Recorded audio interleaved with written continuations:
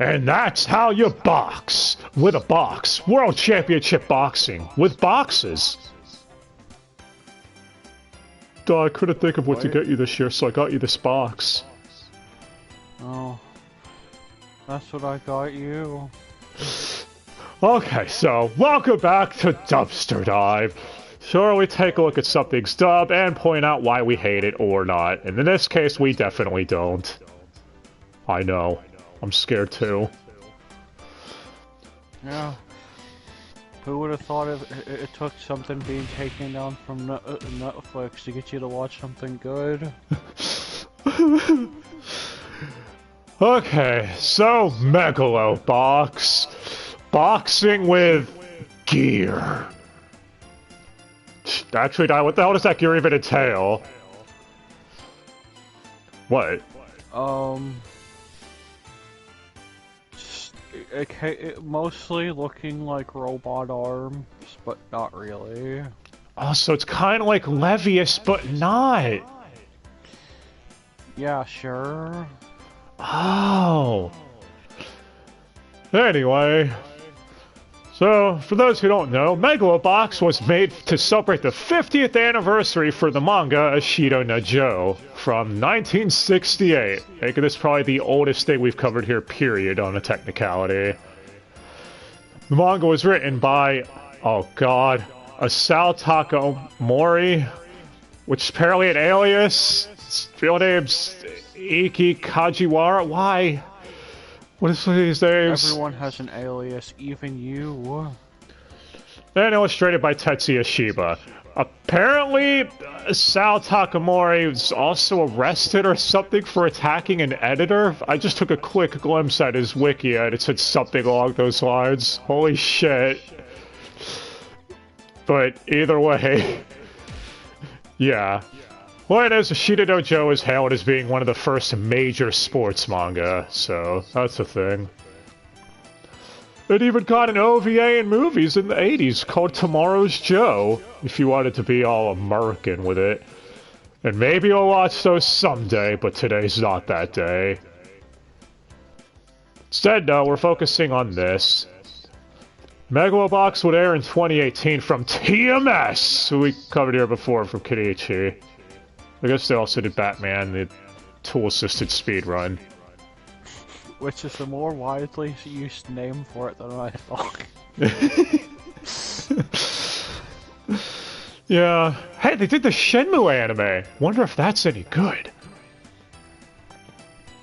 Anyway, Viz would get the rights and air it on Toonami by the end of the year.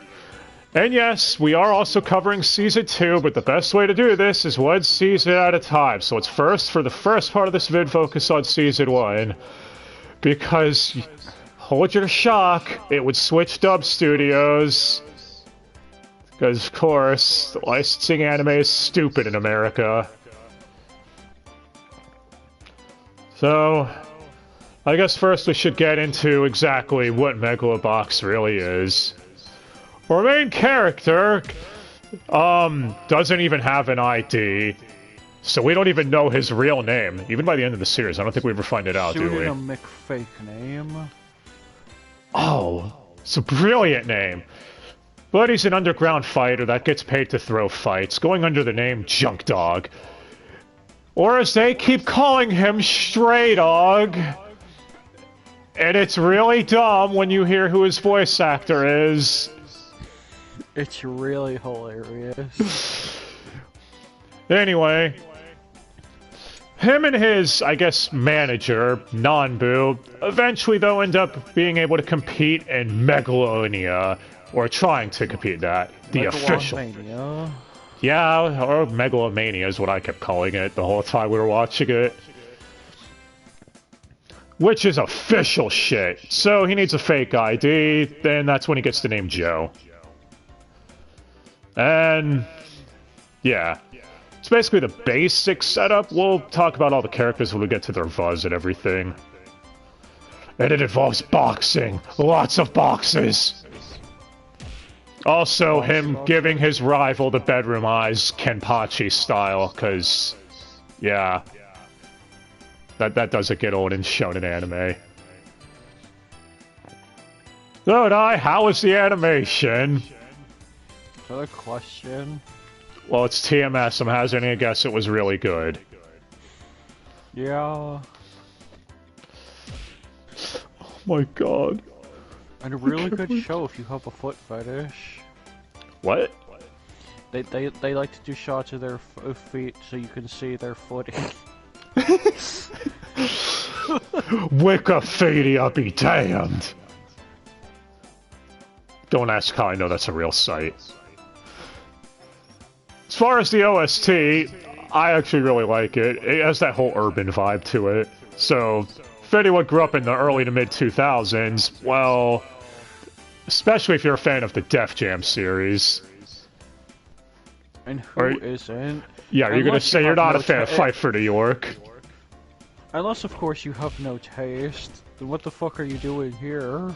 Def Jam Fight for New York is amazing, man. So, yeah. Hockey game. Yeah, music's really good. And again, we'll get back to the music when we get to Season 2 in a little while. But yeah. As far as the dub goes, it was dubbed out of Bang Zoom! Oh. And unlike Platinum End, it's not shit. Before anyone says Bang Zoom didn't do that, that was Studiopolis, still out of LA. Counts. Anyway.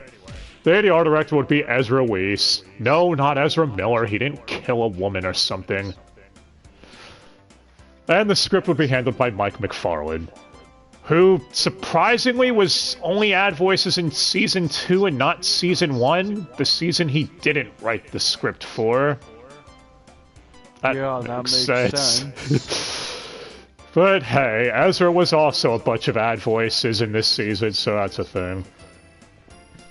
Anyway, so Joe, or Junk Doggy, whatever you want to call him, our main character, is voiced by Keiji Tang. Dazai from Bungo Stray Dogs. Yeah, see why I was sighing every time they said that in the show. It's hilarious. Double suicide. Gojo from Jujutsu Kaisen, and Bleach from the live-action... Chad from the live-action Bleach movie. Yes, he's Bleach from the live-action Chad movie. Yes, totally. Yes, he died instantly. Yeah, it was also Keigo in that movie, too. Okay, there's no getting around it. Keiji Tang owns this role. It's your typical role you'd expect from him. Yeah. Badass fighter, etc. He's probably one of the MVPs of the dub, easily. Yeah. What? And someone who they better get back for Fang and Fairy Fencer. I see you over there, Iffy Factory. Oh yeah, they did just announce Fairy Fencer 2, didn't they? Which is a tactical RPG now? Now we're getting off topic. Anyways, so as far as Joe as a character, he's actually really fun to follow. Because he's not your typical boring, basic, bitch, bland pro tag or anything. No, he's actually really flawed and messed up. He just wants to punch things. Yeah, in fact, his whole motivation for wanting to getting into Megalonia is because he's tired of throwing fights. And he fell in love. He fell in love with his main rival, which we'll get to in a bit. So, yeah. Because, I mean, who wants to keep throwing fights, even if they're really, really good? He's like, but I can win. You told me I could win. No, I don't want to lose to this guy. He sucks. I don't care if the money's good and I'm in debt. Well, he's not really the one in debt, his manager is. Speaking of his manager, Nanbu, much older dude, who's in debt with the mobster that we'll get to in a bit, and the mobster is typecast, because of course he is. You'll not be surprised. Nanbu is voiced by Jason Marnoka, who's Gus Goldman from Carol and Tuesday, and Helvis from the movie Hells. That name rhymes with Elvis, that's why I threw it in here. Oh. And, yeah, he does a silly name for an orca. Doesn't it? He does a really good job coming across like the older mentor dude or whatever, and teaching Joe the ropes. you won't ever see Rocky, you know what I'm talking about. He gives a performance like that. And if you've seen this and haven't seen Rocky, how? Why? How? Anyway. Where? So yeah, Jason Wardowka is great. He's good work as him. And yeah. Speaking of the mobster, I guess we should get to him since we're on the topic. Fujimaki, the one that they're in debt to, he even gives him the fake ID so he can become Joe. Voiced by Jameson Price, who's never voiced mobsters before. What are you talking about? Why don't you go watch BNA where he's a mobster shark? But sharks are sexy, man. Anyway, Jameson Price is Chad from Bleach. Yep.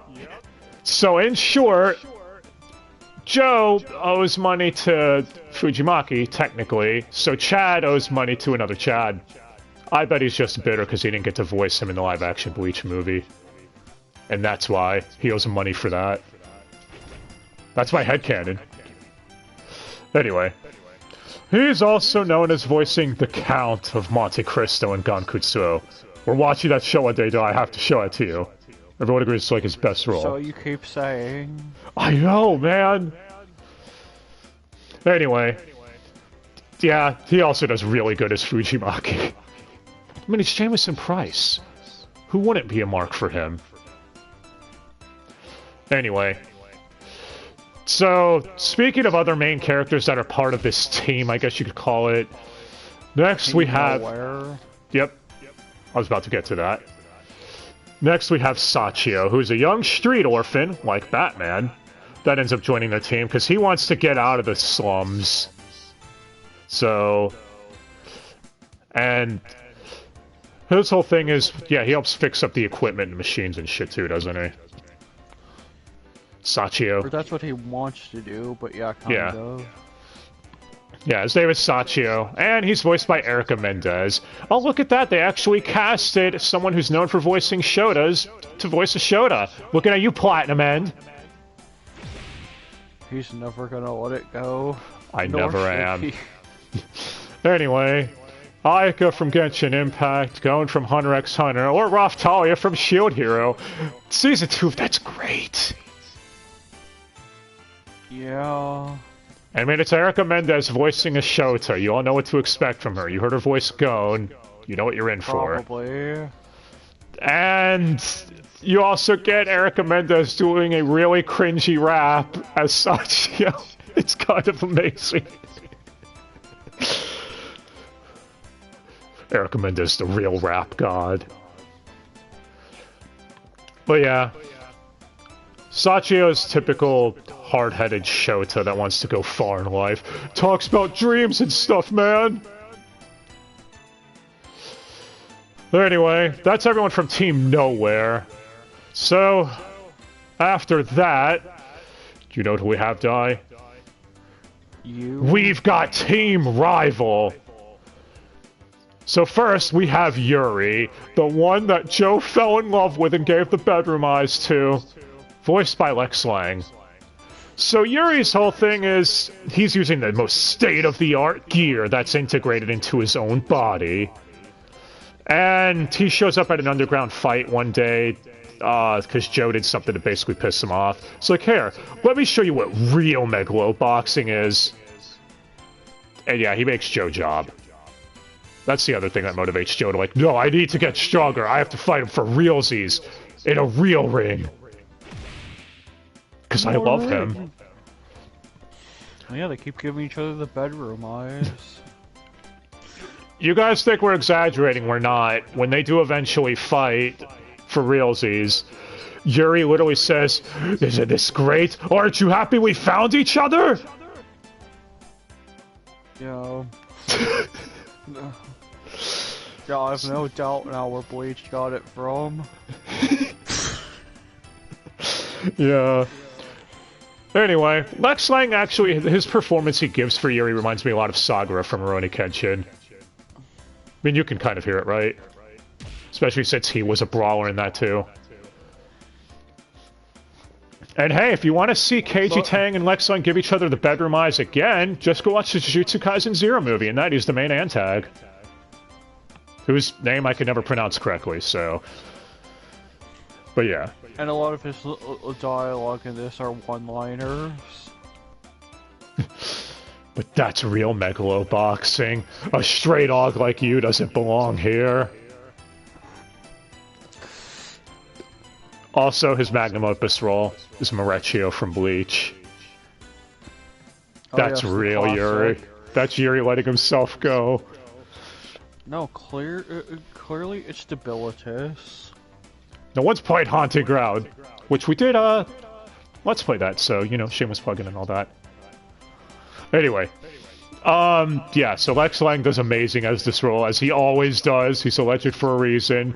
Unfortunately, though, when he's boxing, you do not get him doing the Kenshiro thing from North Star. That would have made this far too silly. Would it, though? Anyway, after him, we have his manager, Yukiko Shirato. And she's the manager of the Shirato Company, the people behind making state-of-the-art gear. So she wants Yuri to win the whole event so it can put her gear on the map for the investors in the world. And she's voiced by Erica Harlocker. You all know the hot Erica. What, don't look at me like that. Wait. Anyways, she's voiced Violet from Violet Evergarden.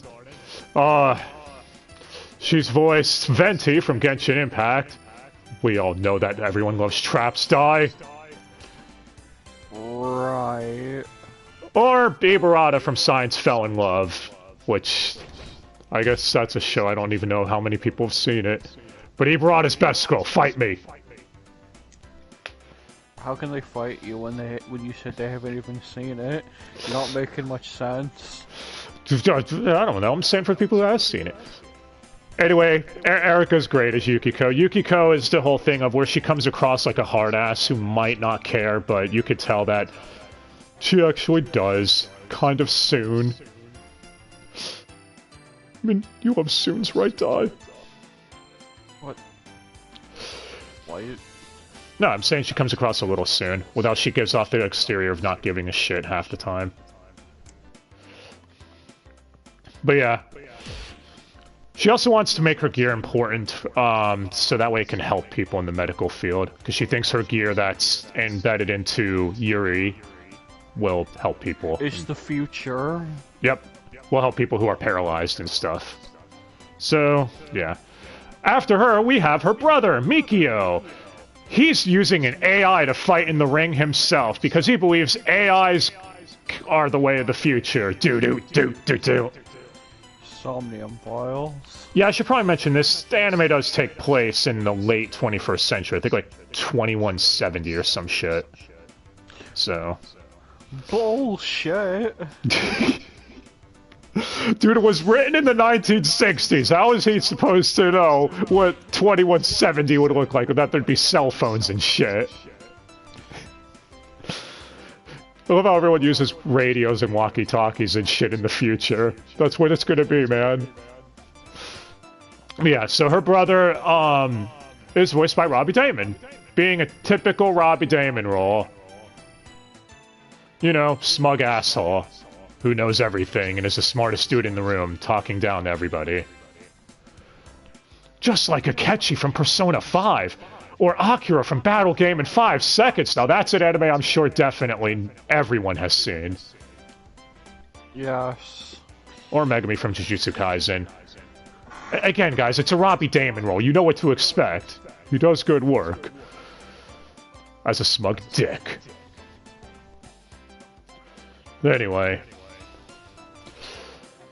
After him, we have the next rival for Joe that he ends up giving the bedroom eyes to, Aragaki, who's a former soldier that got injured but is now using gear to help him fight again.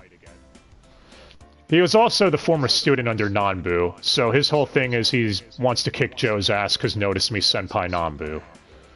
And prosthetic robo legs. Yep. Anyway, he's voiced by Greg Chun, who I'm surprised we haven't covered here in a while, to be honest, how much he was in a few years back.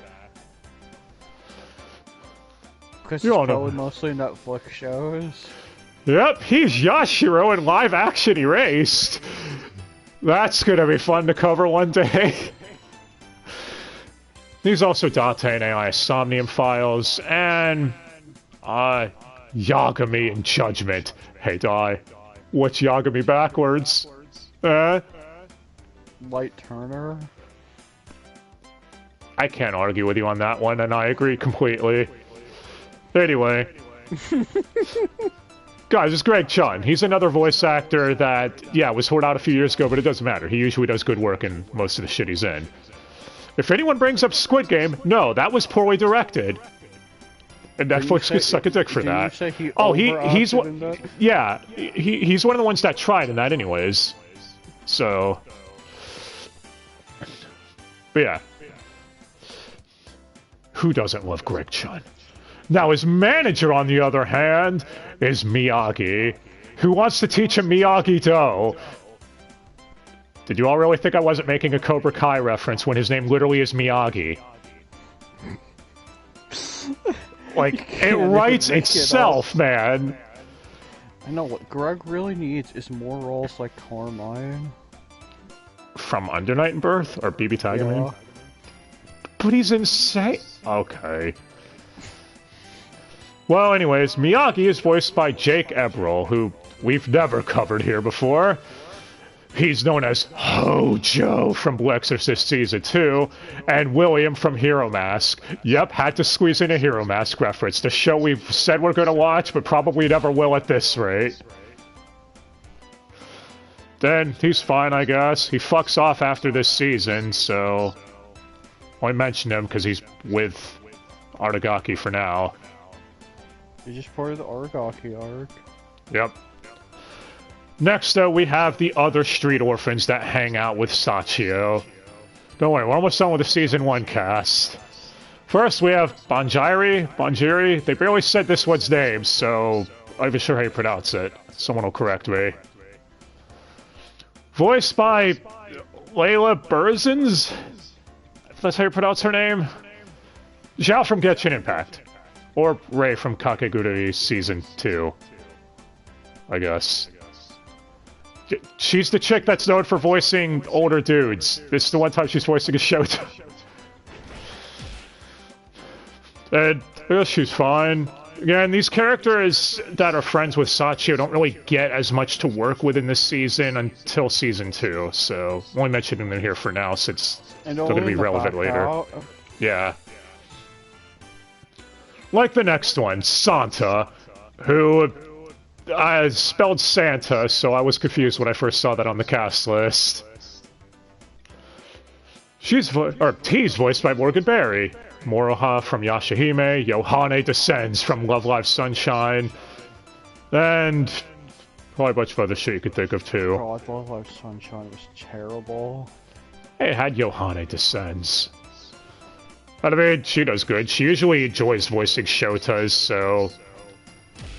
maybe they could have also gotten her applied to it. Sorry.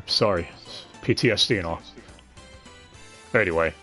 The last one is Oicho, who, I'm not gonna lie, thought was a Shota, but turns out is actually a female. You find that out in Season 2. My fault for assuming gender, I guess, because I'm a fucking bigot and an asshole. Well, they never even really focus on any of these characters, so you can't really know. Well, she's voiced by Michelle Ruff.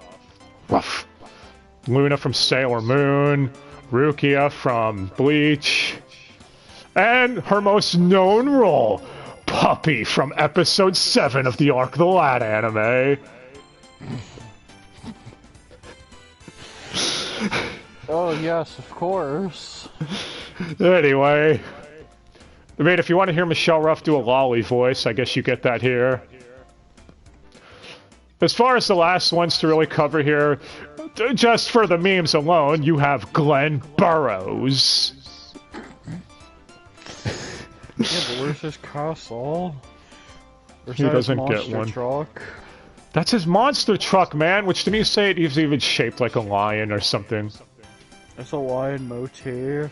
Yeah, and he roars like a lion and makes a lot of lion jokes. Because it's not like they got Paul St. Peter, the voice of Leomon from Digimon, to voice him or anything. That would be fucking stupid. Wait, they did. It should have been fox-shaped instead. Yeah, it's nine-tailed fox in the Naruto series. And this whole time he was talking, I was waiting for him to go, Ukiora! But it never happened. Oh. He's putting on kind of a southern accent for what little that character is given. Yeah. At least I think he was. Some of his lines, I guess, did give off that vibe. And the last one that competes in the main Megalonia tournament, who's only here for a bit, but I'll mention him anyways, Pepe Iglesias. Very stereotypical Hispanic name, so of course they got Alejandro Saab to voice him. Who this time, yeah, going forward, whenever he does a role where he's not trying, we're gonna call him Flaccid Pancake. But we don't have to call him that this time, because this was dubbed a few years ago after all. He even gives a full promo in Spanish. He literally only has, like, a collective 3 lines of dialogue. But it's Charlotte. Does anyone even give a shit about Charlotte? I'm being serious. Any Dragon Ball fan out there, does anyone care about this character? Well, you're asking what? You're asking to care about gacha games? I rest my case. Actually, you said they subbed the Spanish promo, right? Yeah. Yeah, so your casting works, it's just honestly. Typical shit talking in Spanish. It's still cool, though. I wonder if... job in under a minute to year. I do wonder if, like, they actually had that promo in Spanish in Weebanese, the Weebanese version, so... Or is this one of those situations that only work in dub? As far as moments that stood out, we already mentioned the Erica Mendez rap. Lex Lang screaming in agony when there's a scene where he's going through a surgery. Like, Lex Lang nails it. Let's see. From the literal basement. Yep. I mean, you get Nanbu calling the crowd nothing but a bunch of marks. Yeah, that's a doubling line if I've ever heard one. Is he wrong? Yeah. As far as the ad voice recycling, yeah, it's pretty bad. I'm not gonna front. I'm not angry at it, though. It's to be expected. Again, like, you have a shit ton of Keith Silversteins. Kirk Thornton's here a lot. Director himself. Yeah. Surprisingly, Todd Abercorn's only one character. I think Richard Epcar's also only one character. So, yeah. I know, I'm pretty sure he was also some ad voices, too. Oh. Some Walla. Well, the ad voice is what you'd expect. Honestly, the worst one probably is Ezra Weiss himself, because he has such a distinct voice that a casual would be able to pick that one up. Probably same with Keith, too, to be honest. So, as far as Season 1 as a whole, before we move on, it's pretty good. The final fight, I remember everyone saying it was overwhelming, and I even remember it being overwhelming from what little I remembered of the season, but... underwhelming. You know what I meant. Shut. That's why you're here, to catch me when I do that. And the mistakes that only I can make, apparently. Yeah, honestly, it's not as underwhelming as I remembered it. Pretty sure you and I both agreed on that. Yeah. So... It would probably feel like that if you watched it on a weekly basis. That's probably how we felt, and also hindsight now that there's a Season 2, so even if you feel that way about Season 1, Season 2 definitely picks up the slack, so... Yeah. Go watch Season 1 if you haven't. It's really good. But since we're getting into Season 2, and I can't talk about Season 2 without getting into spoilers, you already know. So, yeah. 3 years later, in 2021, Megalobox 2 Nomad would air, and Funimation would get the rights to it. Which means, yes, if you want to own this series on Blu-ray, Season 1 is by Viz, and Season 2 is by Funny. It makes it look really stupid. Anyway, as far as the plot of this season, it takes place 5 years later. I already gave spoiler warning. So, Joe is wandering on his own, now going under the name Nomad, across countries. in underground fights because he feels he's at fault for, well, someone dying. He also puts on face paint before the fight when he's under Nomad. Of course he does, like an edgelord would. Anyway, he ends up in Mexico. Less face paint and more oil from his gear. Yeah. He ends up in Mexico. So a lot of this season, at least the first half of it or so, takes place in Mexico. Which I feel like this is something that might only work in dub unless they actually have all the characters speaking like Spanish or something in the Lebanese version too, I don't know. And the OST also changes when he's down there. Yep, it does the whole Spanish guitar thing, which I fucking love that shit, so... I really like the OST for Season 2 also. And... yeah, we'll get to the characters of this season, but needless to say, Joe doesn't ending up halfway through going back to his old location because someone from Mexico inspires him to stop running away from his problems and facing them head on, etc. I stopped taking those pills. He's addicted to painkillers. Yeah, honestly, I could see why a lot of people prefer this season, because Joe at this point is a broken character, and it is really fun to follow those types of characters, hence why Black Lagoon turned out so well. So, I actually do prefer this season also, like a lot of people do. But hey, how's the animation for this season, Dai? Guessing just as good. No way, how'd you know? Oh my god! Well, the ADR director this time is Kyle Phillips, who is probably the best current ADR director Funny has, which is why they barely use him and haven't used him in almost a year since the season aired. Damn it, Funimation. Anyway, he ADR directed Overlord. I don't think I need to say anything more than that. Well, the script writers, meanwhile, are Jared Green and Michelle Timmons, someone I've never heard of before now. So, yeah. Speaking of the script, I think for both seasons it does work. Even the cringy rap you got from Erica Mendez at Season 1. What, that was the highlight of episode 12. Yeah. And, yeah, when Funimation announced they were getting the rights to this, I was worried they were going to replace a lot of people or something. No, they got everyone back. Literally everybody. Well, except the commentator. Except for the people who can be considered ad voices. Yeah. Because the commentator, one of them was Keith Silverstein. Now it's Brian Massey. And the other one was... I have no idea who the other one was now. Like, it was Richard Epcar, but in Season 2, I'm not even sure. We think it was a Bill Butts, but we don't know. Because they're not listed. It could be anyone. It could be you. And just like in Season 1, they really don't say all that much. You just, like, dick over there. Yep. But yeah, so I don't even have to go over everyone again. Like, oh god, here's the replacements. Except for the Shotas who are no longer Shotas, because now they're grown up. Again, 5-year time skip. And we have a lot of flashbacks anyways, so they're not even replaced. Well, first we have adult Sachio, who you said looks like a Kenichi. It's when he has his hair tied up in that pony.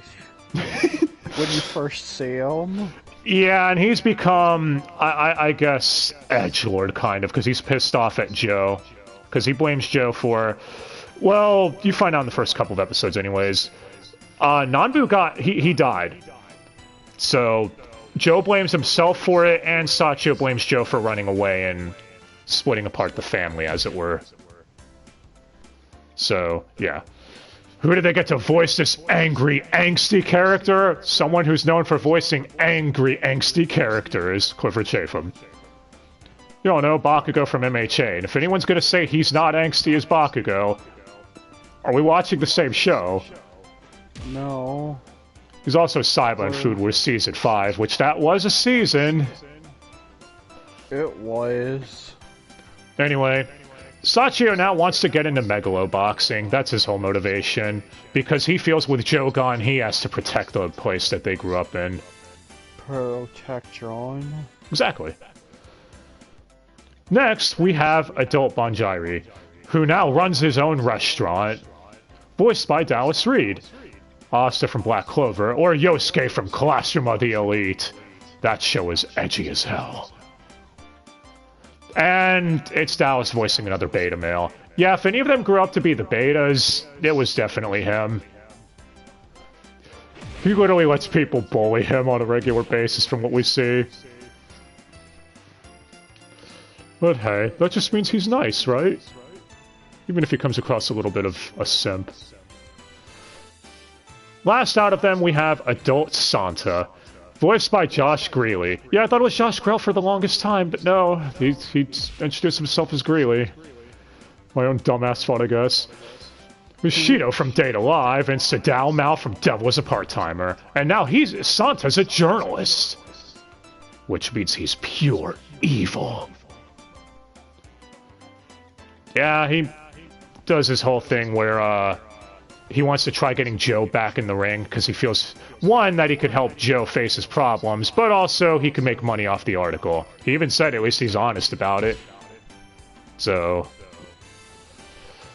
since Joe is now considered a legend at this point, with everything that happened in Season 1. What? What's up? Yeah, in this whole season, everyone's motivations are, they are mostly inspired by Joe. Yep. And Oicho is still Michelle Ruff, since, you know, found out she was female in this season. So, and now she's doing her Rukia voice, like, full on. And she is helping out be a mechanic of a character I didn't mention from Season 1 because they were a minor character, but they were voiced by Kirk Thornton, who went under an alias for this season as Kirk Allen. Not much of an alias, man. Yeah, it's so much of an alias as David Ernest or Todd Stone. I wonder who they could be. Anyway, now for the people that Joe met in Mexico land. First, we have Chief, who's an up-and-coming boxer. His motivation is, his whole family lives at like a rundown amusement park, right? Like the whole community. Yeah, they live in they have trailers there and blah blah blah.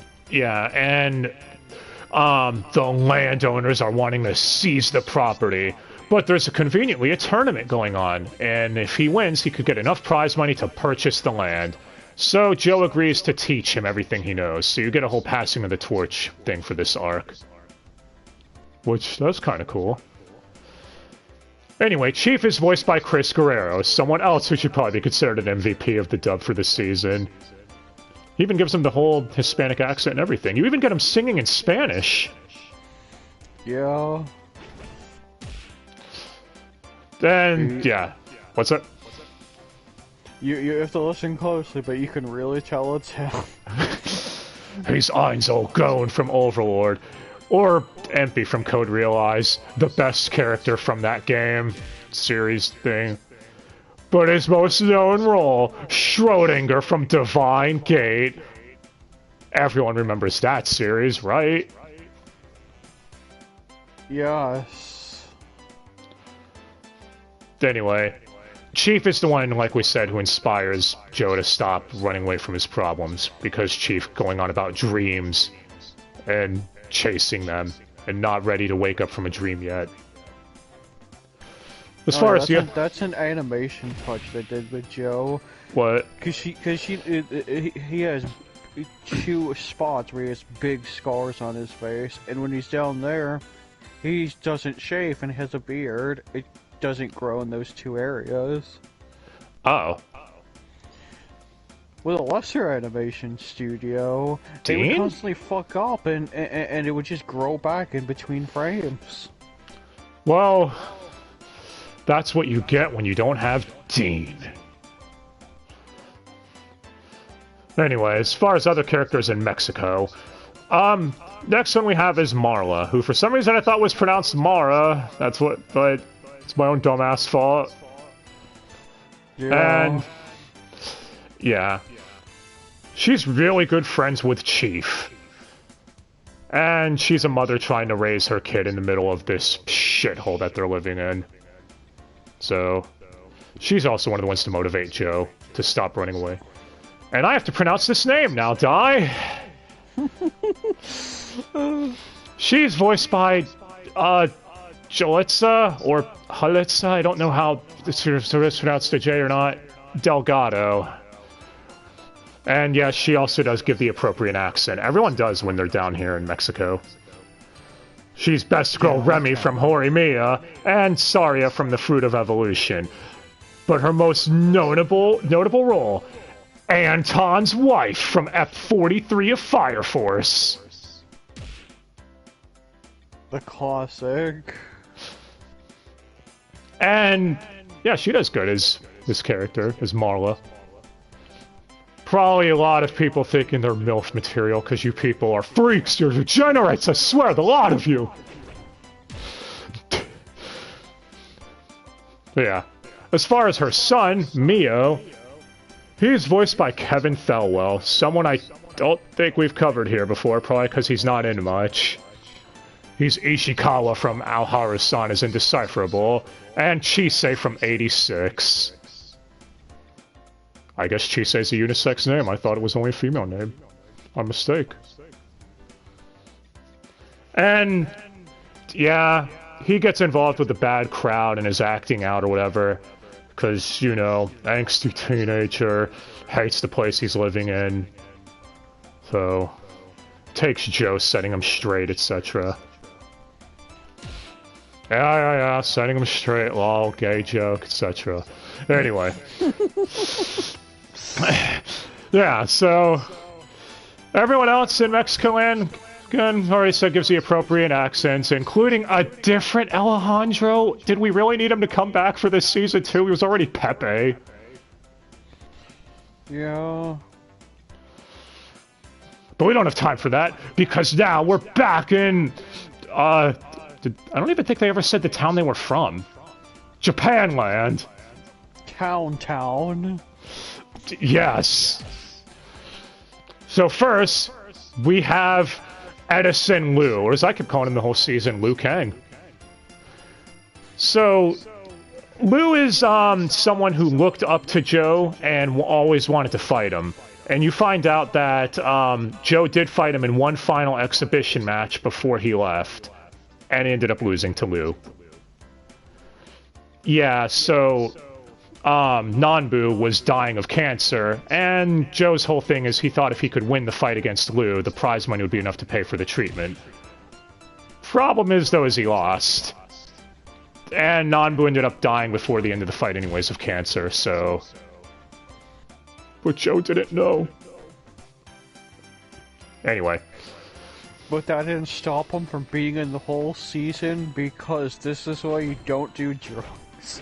Yeah, he was hallucinating, his ghost haunting him for a lot of it. Kind of like the Joker from Arkham Knight, but from what you're saying, less shit. I mean, way less shit. That's just garbage. Yeah, and Liu is also being taught by Yuri, the rival from Season 1, because Yuri is now in a wheelchair after the end of Season 1's events. Anyway, Liu Kang is voiced by Aaron Roberts, who you don't know as Max Galactica from Ace Attorney, or Hit from Dragon Ball Xenoverse 2. He's also Wilhelm from DA-Zero, who I totally didn't mention because they're my Discord avatar or anything. What are you talking about? Yeah, that's crazy. Anyway, Aaron Roberts does amazing as this role, which is why I'm thinking he should be used more, you pricks. Why don't you use him? What did he do to you? Yes. Oh, you wrong think or something. But yeah. He wants to give Joe the bedroom eyes and everything. Speaking of giving Joe the bedroom eyes, next we have Mac Rosario, or as the fans have dubbed him, Mac Time, because of a thing where he goes into, I guess, overdrive mode during his fights. Just wildly wails on the opponent. Yeah, so Mac's whole thing is, he was a cop and a stray bullet hit him, putting him in a coma. But they put a computer chip in him because they have the technology to basically help him walk again and recover much faster. No, he was paralyzed. Coma was a different person. Oh, but they said Mac was in a coma and it would have taken him a while to recover. Because the chip was in his brain, wasn't it? Yeah, to help him with his paraplegic stuff. Well, regardless, Mac is voiced by Chris Wakamp, which means yes, we have all the Chris's here. Eraserhead from My Hero Academia, but his most known evil role of all, Master Swan from Spy X Family. That's right, Nomi is here. A man so evil he made a little girl cry. And yeah, he does good as Mac. Again, he also wants to give Joe the bedroom eyes, because everyone wants to fuck Joe. Look at him. It's Joe. That's because Joe demonically inspired them. Yep. But unfortunately, you do find out real quick that the chip causes Mac to go crazy and act irrational, and randomly start eating everything at the table and getting obsessed with baby toys and shit. It makes his mind revert back to that time. It's like someone turned on a microwave. Yeah. And yeah.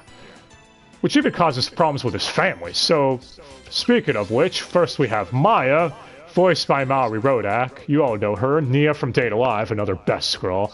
And Yuki from Star Blazers, $21.99. And I guess 2202 also. I thought that was getting another season. Or that show just die? Well, they need to think of a way to top the aliens that want to show the world love. I mean, the universe. Well, Maori's another one who does a really good job here, so I don't really have any complaints. In fact, the scene with her and Mac getting into an altercation and an argument about how him fighting is killing him because it's making the chip go crazy is probably one of the best dub scenes of the season, where she's shouting at him. And their son Miguel is involved, speaking of which. And Miguel is voiced by Tia Ballard, who I do not think is the hottest voice actress of all. What are you all talking about? No. Anyway, 02 from Darling in the Franxx, and Yoshito from Date Alive. A lot of Date Alive people here lately.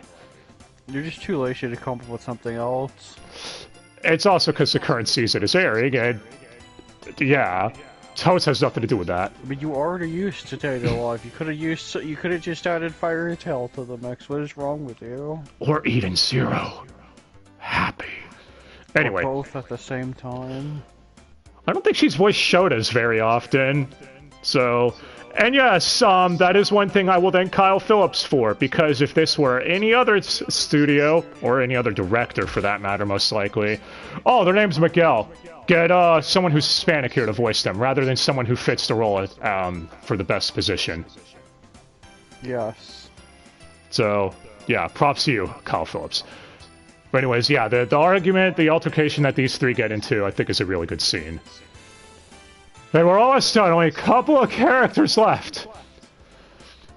So, the last one we have out of the major players for this season is Sakuma, or Sakuma, however you want to pronounce it, who runs the company that created the chip that's inside of Mac's brain. And he is totally not shady at all. What are you talking about? Yeah. Didn't you say this guy comes across like a tool where he's always tap dancing? Yeah. Yeah, I'm dancing around, listening to his stupid Bluetooth. Yeah. What an asshole. His whole thing is he wants Mac to win the next Megalonia in order for him to get his chip on the map, to show that his chip is the bestest in the world and could cure even a paralyzed man. So they can use it in the military for weapons. His chip has covered wars, you know. Yeah, it's like that way, and also we can have the soldiers keep fighting even after they sustain a severe injury and the chip causes their brains to go into overdrive. Meanwhile, I was just thinking, when the hell did this turn into Metal Gear Solid 4? But here we are. So yeah, Sakuma is voiced by Tyler Walker, who I don't think we've covered him as a voice actor here either. But I'm not a Kappa! You are now. Sarazanmai. He's also Harry from Elderlive. And he's Big Slow from episode, I think it's like 200 onward in Fairy Tail, after he took over for Damon Mills. I mean Scott Freeman. Sorry, get those two mixed up all the time. Yeah. It's an easy mistake. Yeah. And yeah, he comes across like such a smug douche in this role that it fits perfectly. So, I don't have any complaints about him.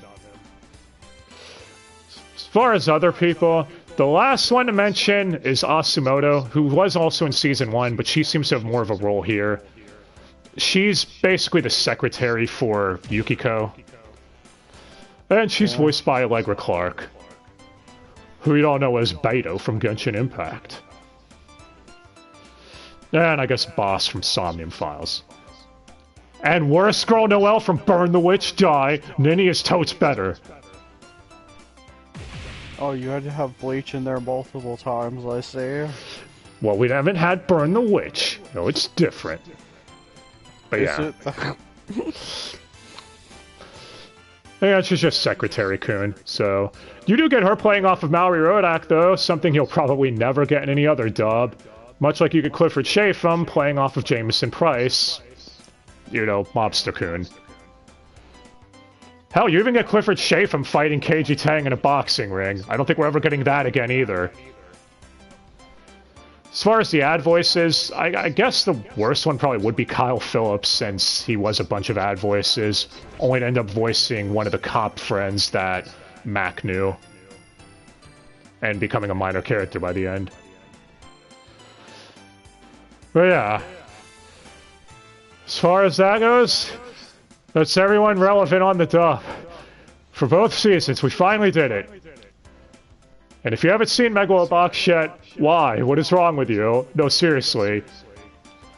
Season 1 is really good, Season 2 is fucking excellent, the dub across both seasons is really good. I actually think I might prefer... And it's one of the few times where they got everyone back. Yep, literally everyone. Because Scarlet Nexus anime, they were missing a few people if you look. World Ends With You, the animation, they were missing, I think, just about everybody. Danganronpa, already bitched about that before a couple years back. So... yeah, good on you, Kyle Phillips. You need to direct more, man, come on. Save us. In fact, I think I actually like the dub for Season 2 more than Season 1. So I feel a lot of the performances, you could tell at that point everyone knew their characters and were able to fit right back in, especially Keiji Tang as Joe. Like, at that point, he understood everything about him. Yeah, and it's not like those are the characters he usually voices anyways. Yeah, that's true. Or characters that are more angry. Well, yeah. So, we also got a mixed cast in Season 2 from both studios, which is something we could use more of at this point, give us more variety. What? The Spirit Chronicle anime I thought was kinda shit, but at least it had that going for it. And now that I've said that, people are gonna want me to do a vid going into more detail, aren't they? Which means I'll have to watch it again. No, why'd I say that? Well, you can wait for that, because then you can rewatch it and then watch Season 2. Probably for the best. Yeah. For some reason. Anyway. Megalobox, great. Go watch it. MVP of the dubs. I mean, almost everyone was good. So, don't really have any complaints about anybody. No Andrew Ruthvans here either.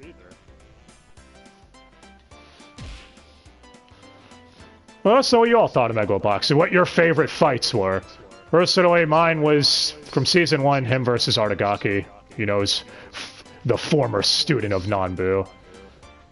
And in Season 2, I liked Yuri taking on Mac. If they ever do a Season 3 of this, which hasn't been out yet, I hope we get more of that. You know, characters fighting each other besides Joe taking them all on. Yeah, I mean it's like with season 2, they took all the things from season 1 and improved upon them. That's what a sequel's supposed to do. Sadly, that rarely happens. Yep. Also, the whole arc with Chief was really good. That was probably my favorite arc of the season. You know, when he was in Mexico. You mean where he was in Mexico when he was in a fight with Chris? Yep. He mentored Chris just to go back and have to fight a different Chris. You said it was really stupid when they were fighting and their fists collided or whatever, and he pictured a Chief. So when he was fighting Chris Waycamp, so he pictured Chris Guerrero while fighting Chris Waycamp. It just makes it look stupid if you know who the voice actors are ahead of time. It's an unintentionally funny scene. Yeah, especially when he's looking at Chris Waycamp and he sees Mac praying, and it makes him think of Chief, because Chief also prayed. So it just keeps flashing between the two Chris's. It's like, damn it. This is stupid. We're probably the only weird people who'd laugh at that, though. But yeah. Go watch the show, guys. It's on Crunchy. Season 1 is on Netflix for next week or so at this point.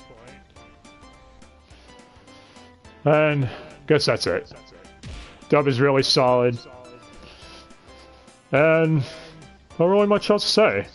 I also like how season 1 and 2... I love how the characters, other than Sakuma, you know, the corrupt businessman dude, no one's evil as fuck. Everyone has their own motivations. That makes sense, and you can get behind them.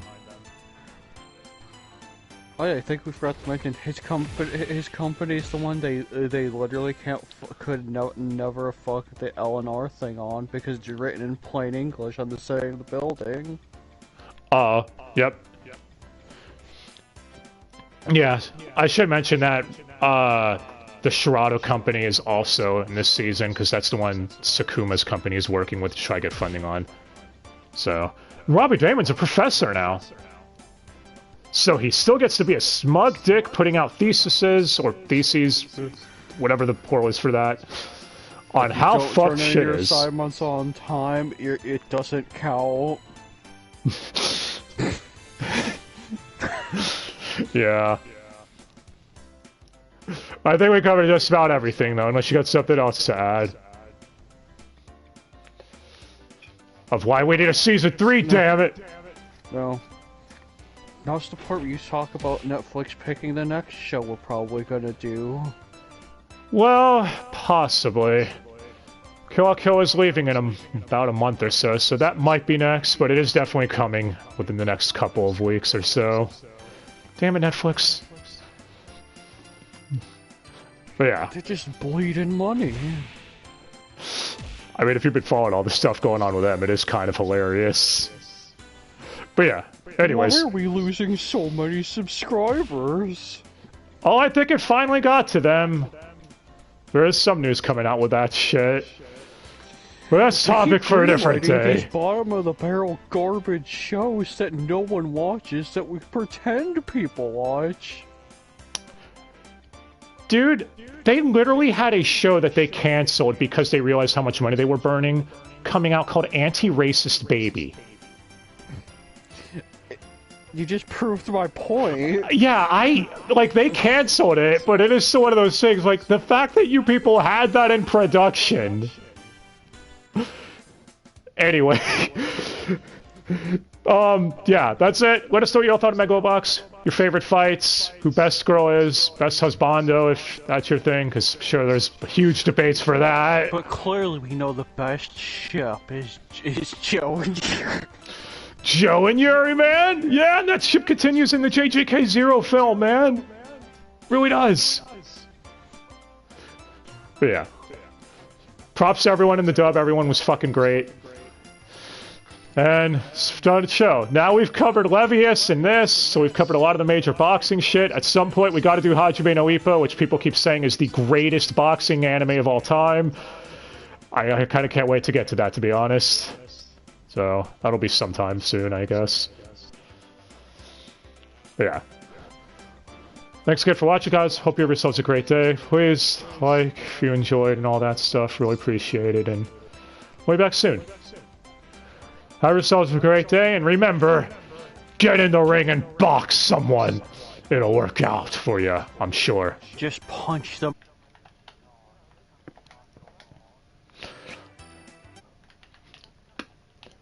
Punch them right in the Ichimaru.